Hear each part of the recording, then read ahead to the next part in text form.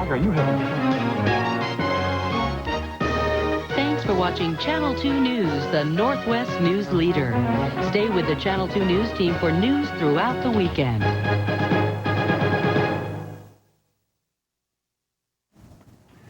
It will soon be midnight at Kensington Palace in downtown London, where Diana, Princess of Wales, lived after her divorce from Prince Charles a year ago.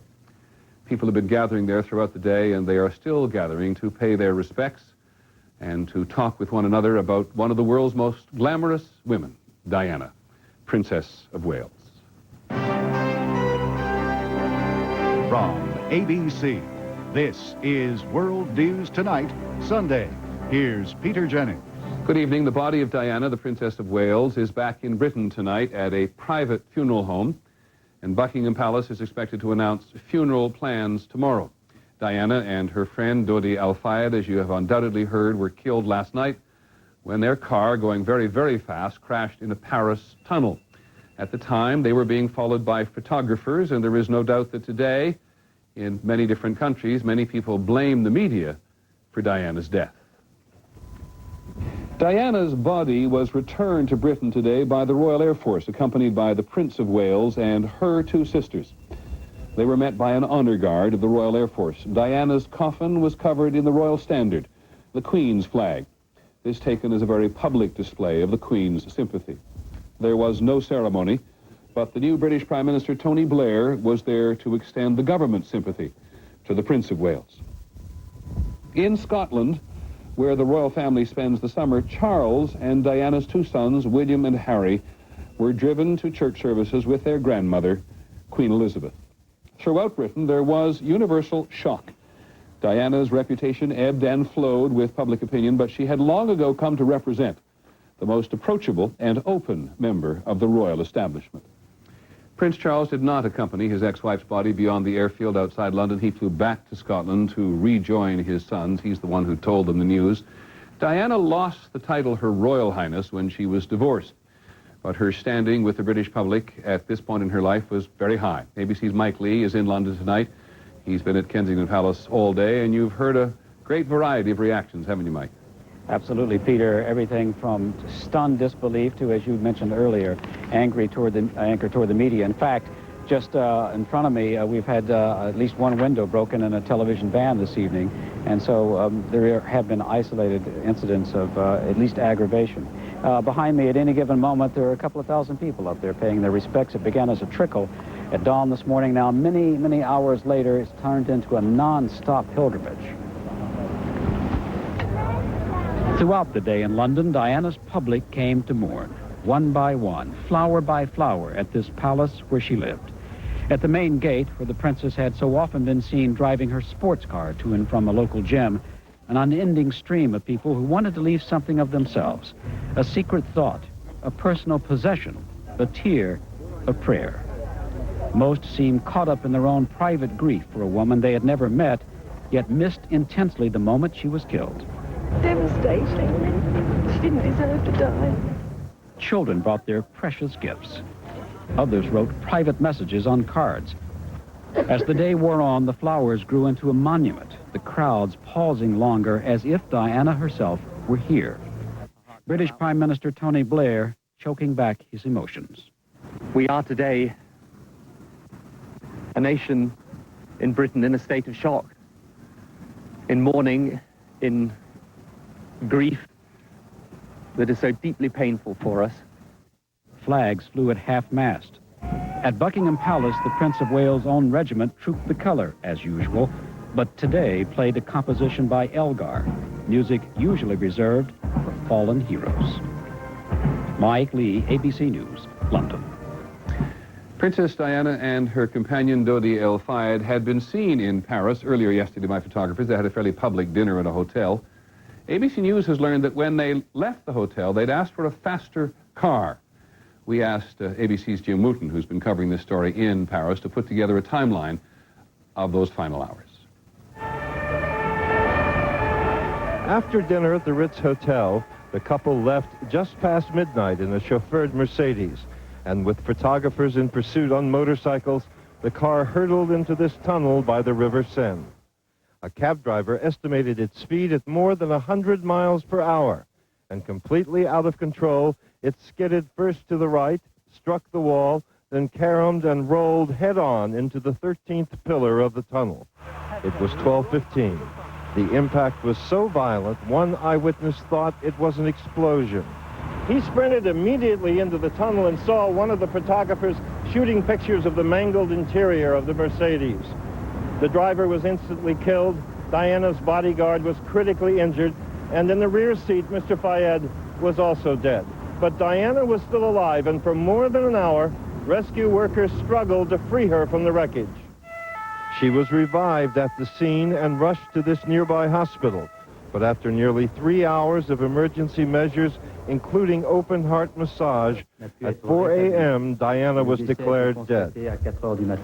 And as the French Interior Minister was announcing a criminal inquiry into the crash, police at the scene were impounding the motorcycles belonging to the 7 photographers, 6 of them French.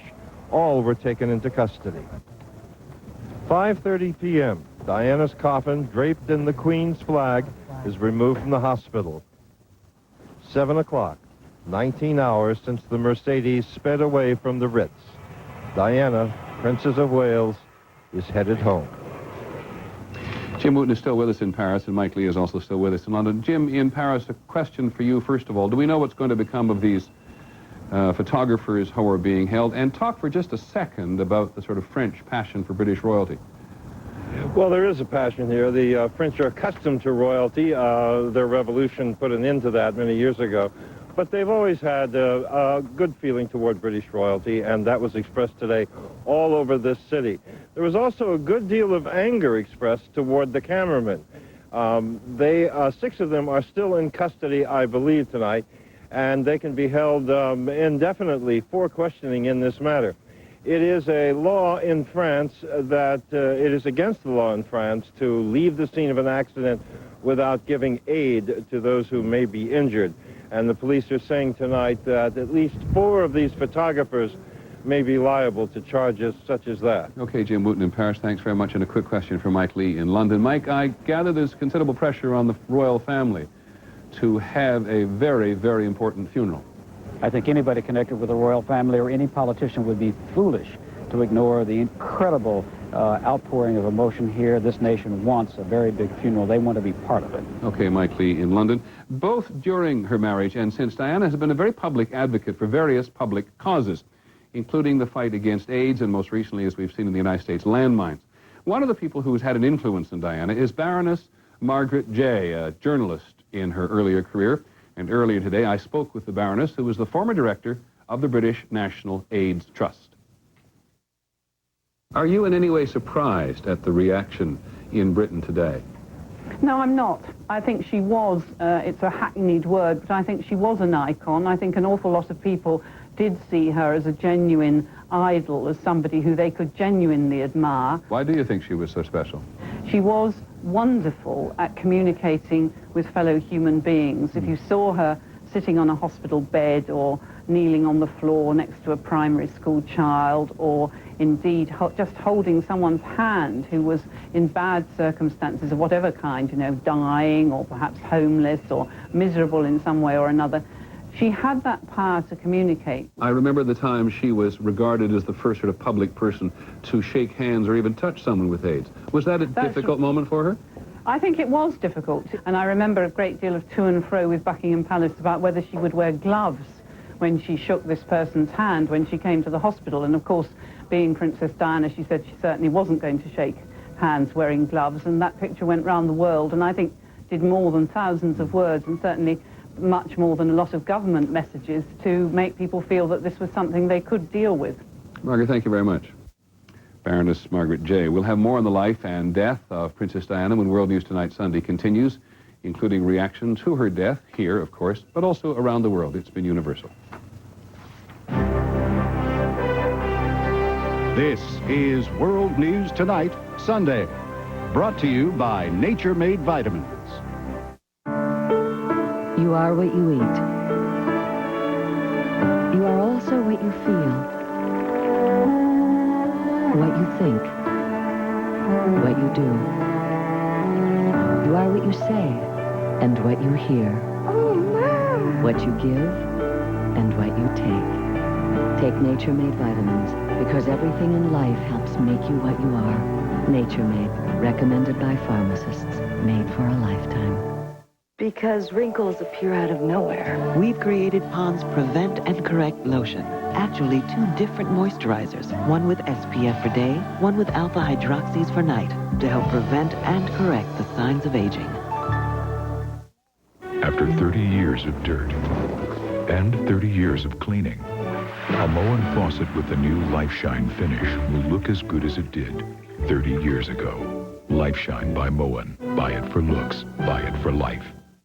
Dannon, here's a side of you I love. Chocolate Dannon Double Delights. Creamy low-fat yogurt, chocolate topping. In flavors like chocolate cheesecake or rich chocolate treats with just 1 gram of fat. Taste why it's Dannon. Heartburn on the run is the worst. I need relief and fast. Good thing I've got Maalox tablets. And only Maalox chewable tablets have the same ingredients as liquid antacids. Tums doesn't, Rolaids doesn't. So count on Maalox tablets for fast relief. Diana's first official appearance as a member of the British royal family was at the funeral of another princess, Grace of Monaco, who also died in a car accident. Prince Charles apparently didn't want Diana to attend. Diana went to the Queen, who overruled her son. Princess Diana continued to travel extensively around the world, and in later years we have all seen her traveling frequently on behalf of people who were suffering. And so, as we said, there's been a universal reaction. ABC's Bill Rediker reports tonight on how people have reacted to her death outside of Britain. At the British Embassy in Washington and at British consulates nationwide, people who never knew the princess offered tokens of remembrance, words of affection. I think it's an awful tragedy. She was a princess of the people, and everybody seemed to love her. For millions of Americans, Diana never lost her enormous appeal. Even after her divorce, she was welcomed in the United States. Today, President Clinton offered the nation's and his own condolences. Always be glad that I knew the princess, and always think of her in very strong and positive terms. While Americans were charmed by Diana and the mystique of royalty, it was her good works that are being remembered worldwide. In India, where she championed the rights of the poor, Mother Teresa said she was deeply shocked. Tomorrow we shall pray for her, that she had great love for the poor. In the former Yugoslavia and in Africa, where she went to highlight a campaign against landmines, Diana was hailed as an emissary of goodwill. She was undoubtedly one of the best ambassadors of Great Britain. But the most moving tributes came from the street. Clearly, Princess Diana had touched many in life and now in death. She was a beautiful woman. Yeah, you know, she just wanted to be left alone. It was like a fairy tale gone bad. You know, everybody wanted her to have a very happy ending, but it didn't have a happy ending at all. Bill Rediker, ABC News, New York. There is, as we've suggested already, considerable anger tonight on the controversial tactics of paparazzi photographers, not to mention the media in general. We'll have 2 reports when World News Tonight Sunday returns.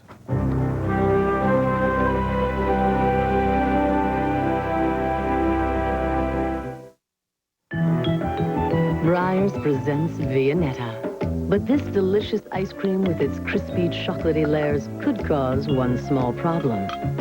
One slice is never enough. Make sure you have enough Viennetta for Labor Day. I'm 64. Is there anything I can do to stop bone loss? Absolutely. Here's proof.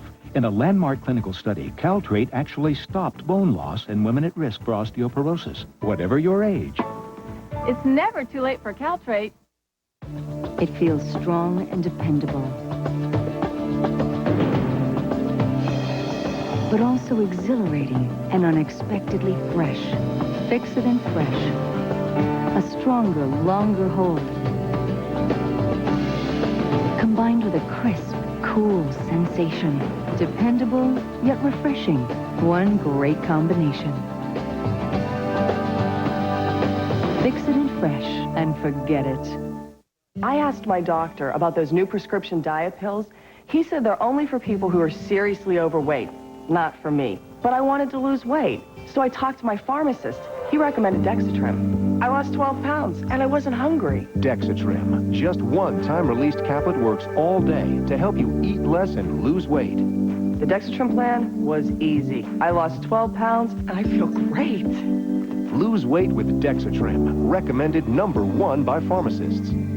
Why does Tums control acid faster than Pepcid AC? Because they work on your stomach acid in totally different ways. Tums Calcium naturally rapidly neutralizes acid so it works fast.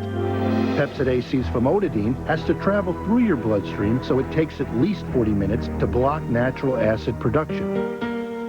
So why does Tums work on acid faster and cost less, and Pepcid AC works slower and costs more?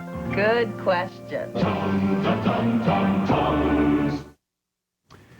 Diana's younger brother, Charles Spencer, who's had his own troubles with the press, reacted quite angrily today, fairly obviously perhaps, to the news of his sister's death. It would appear that every proprietor and editor of every publication that has paid for intrusive and exploitative photographs of her, encouraging greedy and ruthless individuals to risk everything in pursuit of Diana's image, has blood on his hands today. Charles Spencer spoke from his home in Cape Town, South Africa, where he is now living most of the time. Paparazzi, by the way, take their name from a character in the Fellini movie La Dolce Vita named Paparazzo. He was based on a real photographer, Tazio Secchiaroli, who was one of the first photographers to chase celebrities and take their pictures. In an interview today, Secchiaroli criticized his profession, saying that the limits of good taste have disappeared. We asked ABC's Richard Gisbert to produce this report on the paparazzi.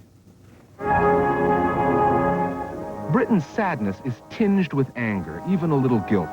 The angry ones are blaming the media for their constant pursuit of the princess. They should mind their own business. I tell you, it's the last time I ever buy a newspaper. Absolutely. There is nothing in the United States to compare with Britain's sensationalist tabloid press. 5 papers with a total circulation of 10.5 million. All the British papers considered anything about Diana news, but the tabloids, with their insatiable appetite for scandal, hounded her relentlessly. I understood the media might be interested in what I did, but I was not aware of how overwhelming that attention would become. Princess Diana didn't always run from the cameras. Not only did she learn to court the press, but over time, she proved to be a deft manipulator of the media. Whether it was the public causes she adopted, the landmines issue, for instance, or the personal battles, such as her propaganda war with the royal family, the media was Diana's weapon of choice. She wanted attention, but she wanted it on her terms. Sadly, there is the other side to the coin, which is that people tend to abuse those terms. With photographers pursuing Diana right up to her final moments, some Britons now want tough new laws to govern the press. But others believe the public is culpable. So easy to blame the media or the press or whatever, but, you know, those press were after the blood that we buy the newspapers for. Today there's a whole new load of newspapers being reprinted with the same new stuff on there. What are people doing? They're going out and feeding off it. And as long as people have a taste for sensationalism and a lust for scandal, no celebrity will be immune. Richard Gisbert, ABC News, London. The paparazzi, as you surely know, are a worldwide phenomenon, and clashes between these photographers and the celebrities they cover are common, if rarely this tragic. Generally, they are followed by a call for new laws restricting press coverage in some way, and today was no exception. Here's ABC's Jane Clayson. In Hollywood, they're called stockerazzi, and they'll do anything to get the shot. I've seen my mother thrown to the ground by these animals. Security experts say what the paparazzi do is frustrating, but not illegal. We're talking about behavior that if anyone did it who didn't have a camera in their hand, it would be illegal. It would be peeping Tom offenses, trespassing, harassment, or stalking. I don't want you taking pictures of my child, all right? Legal, but an increasing annoyance to stars who are starting to fight back. Turn it off! You just broke my camera. After last night's crash, an angry Tom Cruise called CNN. You don't know what it's like being chased by them. It is harassment under the guise of we are the press, we are entitled, and when people are having a private moment, they should be allowed to have a private moment. Last year, actor George Clooney started a crusade against the paparazzi, boycotting the tabloid TV show Hard Copy and all other shows produced by Paramount Studios. Backed by a small army of angry celebrities, Clooney eventually got Paramount to promise that it wouldn't solicit, purchase, or air paparazzi video. It seems now even the largest tabloid in the country, the National Enquirer, is willing to draw the line. We've been offered pictures of Princess Diana and Dodi Fayed in the car that crashed inside the tunnel. Those pictures are on the world market. We have refused to buy those pictures. But other magazines may. The market value of celebrity photographs has skyrocketed, and it's no surprise in the last 10 years in this country, the number of paparazzi has doubled. Jane Clayson, ABC News, Hollywood. It's a debate which pertains to all of us, and it will continue. We'll be back in just a moment.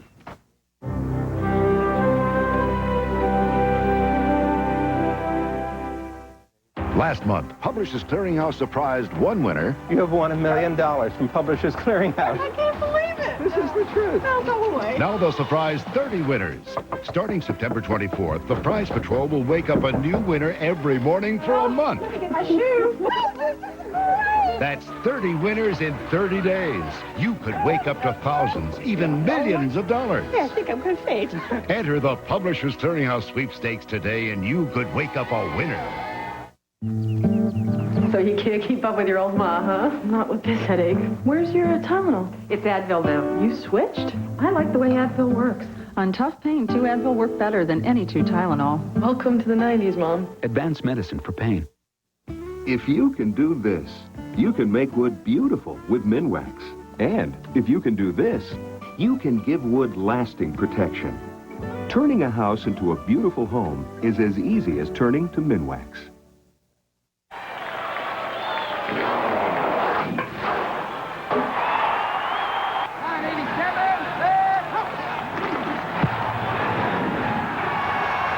Looking for historically high-performing mutual funds? You'll find lots of them and more right here. Mutual Fund OneSource from Schwab. 600 funds, no loads. Call for the Select List free or get it all online at schwab.com right now. This is investing the way it should be. No one serves up generosity like the Olive Garden. The never-ending pasta bowl, only $6.95. Order any of our special pastas and enjoy as many free refills as you'd like. From spaghetti with meat sauce to fettuccine Alfredo. Want more? You've got it. Still hungry? We're still bringing it. And now you can enjoy as many different pastas as you'd like. Never-ending pastas to try and never-ending salad and breadsticks to share. The never-ending pasta bowl, just $6.95 at the Olive Garden. There was, of course, other news today, but it was certainly overshadowed by the Diana story. In some of the other news, the FBI says that some $22 million is still missing from the biggest armored car robbery in U.S. history. The suspect in that robbery, Philip Noel Johnson, was carrying just $10,000 when he was arrested yesterday at the Mexican border. And overseas in Algeria, the head of that nation's banned Islamic Party has called for an end to the bloodshed. It has reached a fever pitch in recent days. As many as 360 villagers were massacred on Thursday, apparently by Islamic extremists. On the subject of Diana, again, a service was held in a London mosque today for Dodi El Fayed, Diana's friend, who died in last night's accident. His body was returned to London today, draped much like her coffin was, though in this case in a flag covered in Quranic writings. He was a Muslim, and the ceremony, he was an Egyptian, as was his father.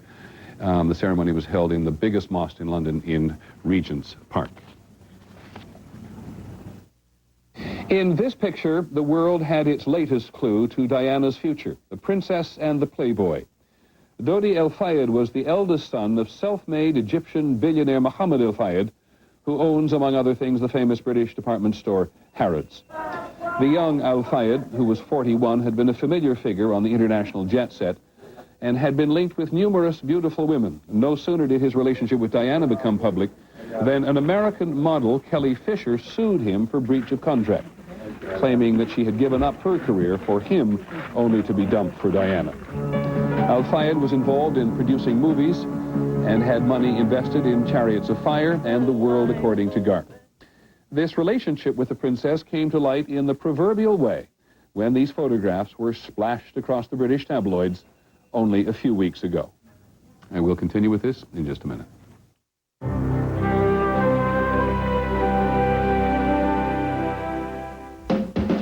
Color is critical. So don't talk to me unless you can match the color I want every time, every can. Don't talk to me about paint if it doesn't look and feel like this.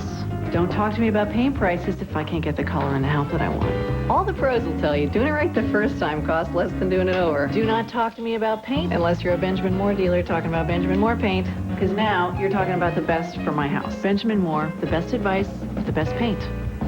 Hey, I can't help it. I like the best. Do you wear hearing aids? Do they work the way you want them to?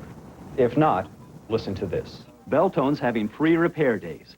For a limited time, we'll fix most makes and models of hearing aids free. Why? We're sure once you try our quality care and professional service, you'll come back to Beltone.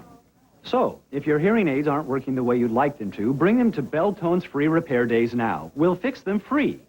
Come on in and see why millions have made Beltone their #1 choice for hearing care. Why does Tums control acid faster than Pepcid AC? Because they work on your stomach acid in totally different ways. Tums Calcium naturally, rapidly neutralizes acid so it works fast. Pepcid AC's famotidine has to travel through your bloodstream, so it takes at least 40 minutes to block natural acid production.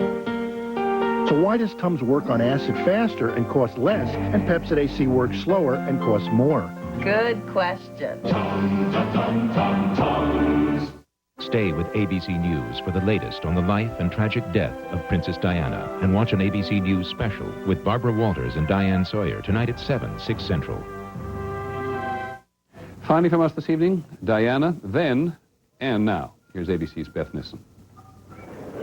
She was appealing from the start. Her shy youth, her innocence. She let 20th century people believe in 18th century fairy tales. A sweet maiden could marry a prince and ride in a gilded carriage to a palace life. A life soon crowned by the births of 2 cherished sons, heirs to the throne. Here was a fairy story that everybody wanted to work. I desperately wanted to work. I desperately loved my husband, and I wanted to share everything together. And I thought that we were a very good team. But fairy tales are often full of misfortune and dark forces. This princess struggled with isolation, suicidal depressions, the eating disorder bulimia. She grew thin and pale. She grew apart from her husband. Problems she addressed in a rare and candid 1995 interview, not authorized by the palace. An interview that won her considerable public sympathy. Because I was the one who was always pitched out front, whether it was my clothes, what I said, what my hair was doing, everything. Especially her romantic life after Charles, a short series of attachments to men who were frightened off by the intense media interest in Diana or who turned a personal profit from it. Diana was publicly embarrassed, hurt, betrayed, and resilient. You know, people think that at the end of the day, a man is the only answer. Actually, a fulfilling job is better for me. Diana successfully changed her job over the years, from a kind of royal mannequin to a kind and noble social worker. She used her celebrity to bring new focus to the plight of the world's homeless and poor and sick. She reached out to those maimed by landmines, those wasted by AIDS. Someone's got to go out there and love people and show it. After her divorce from Charles last year, Princess Diana lost the right to be called Her Royal Highness. But for many, the way the princess showed and handled her common flaws and common problems made her, in the end, most regal. Beth Nissen, ABC News, New York. And that is World News Tonight for this Sunday. The interest in Diana is such that tonight at 7 p.m. Eastern, we'll have a 2-hour special called Diana, Princess of Wales, The Royal Tragedy. I will be joined by Barbara Walters and Diane Sawyer, who knew her and who covered her. I hope you'll join us. I'm Peter Jennings. Good evening.